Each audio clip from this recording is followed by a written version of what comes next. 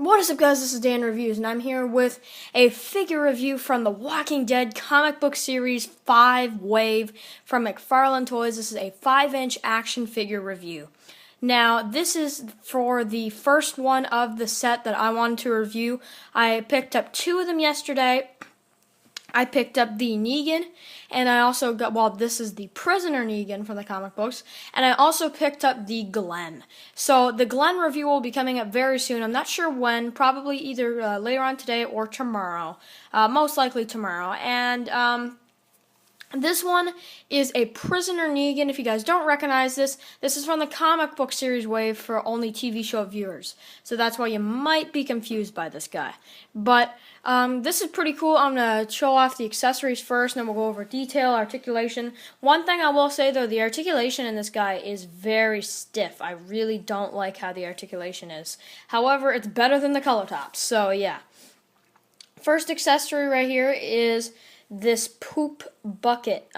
Basically, in his prison cell, he had this poop bucket where he would poop in the bucket. That's disgusting, but it's what it is. There's dents in there, and this is the same one from Series 2, Penny, where she came with like a little bucket to put her body parts in. That was a brutal figure, by the way.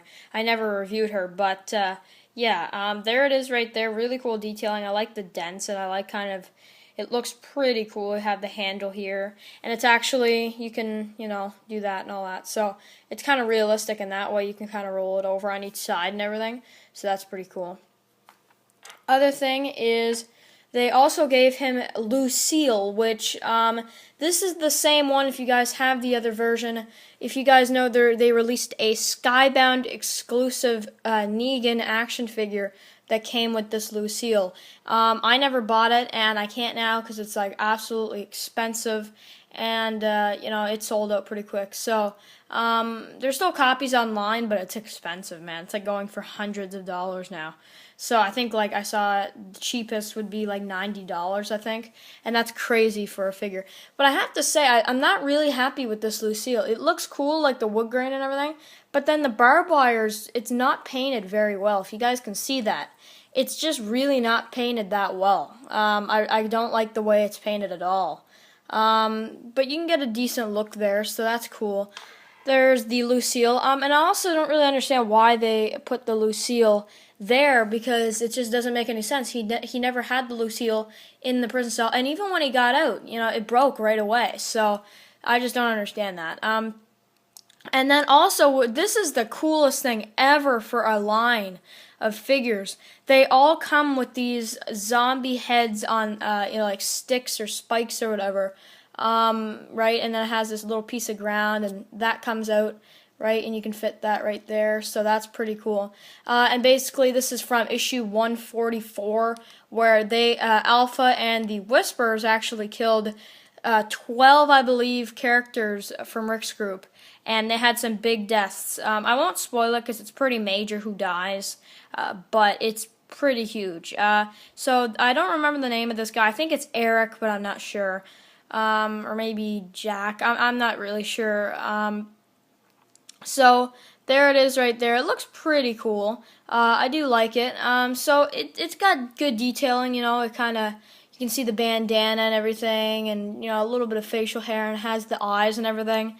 I do like it. It's pretty cool. So that's that. And then for the actual figure itself, this guy is bulky. I mean, he is like a Tyrese bulky. Like, he's really cool. That's actually all hard plastic right there. That's how bulky he is. And that's why I complained about the TV show Negan, that he's not as bulky. So, let's go over detail first. We'll go over the feet, because that's like the funniest part. Yeah, he actually has bare feet, so that's kind of funny. You can see his nails and everything really well, though. You can see it, like, it's a little dirty and everything, and it looks realistic, like, especially on the camera. It looks really realistic. There it is there. Focus again.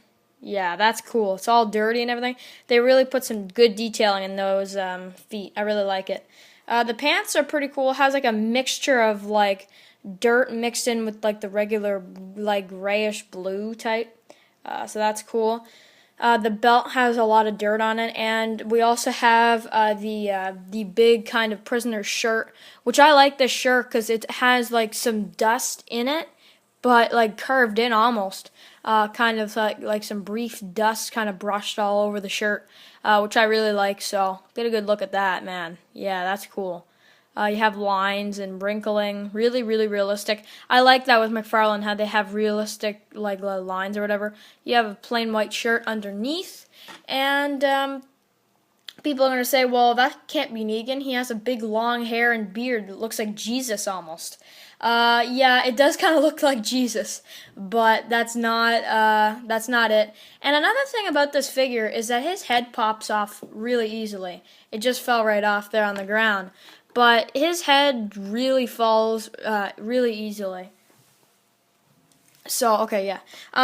It's just really weird. I really don't... Well, let's take a look at the head, though. So, yeah, it kind of does look like a Jesus, but the only reason why his hair is like that, for people that don't read the comics, is because he didn't cut his hair in the comic books, and he was in a prison cell after the All Out War storyline for 2 years, because Rick and the survivors actually didn't end up killing him. So that really does look like Negan, though. I do think so. Without the beard, you can kind of see him in there. So that's pretty cool. He has long hair and everything. That's really, really cool. I do like that quite a bit. Yeah. So there's his head right there. So articulation, you can move his head all the way around, but you know his hair kind of gets in the way a little bit. But it also is soft, because that's like hair pieces by itself right there. That's 2 hair pieces. So that's kind of cool. I kind of like to flick it back, because otherwise it's like in his face. So, yeah, and then you also have waist articulation. So you kind of need to work with it a little bit. You know, it's kind of stiff, but yeah, that's pretty cool, I guess. And then his arms are really stiff. That's all you can do. That's how far they come out. I'm trying, but I don't want to break off his hand. So, yeah, that's pretty insane. And then his elbows do not bend good at all. That's literally how far they go. At least on this one. Let's try the other one.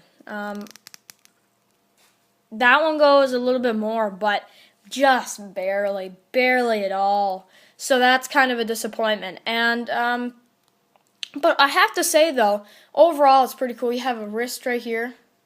So that's cool. No hinge or whatever.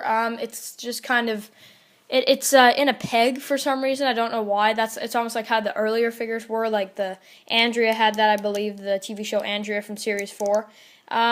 You can do the splits, but that looks weird. That looks really weird. You're not gonna pose your figure like that. At least if you are, I don't really know why you would.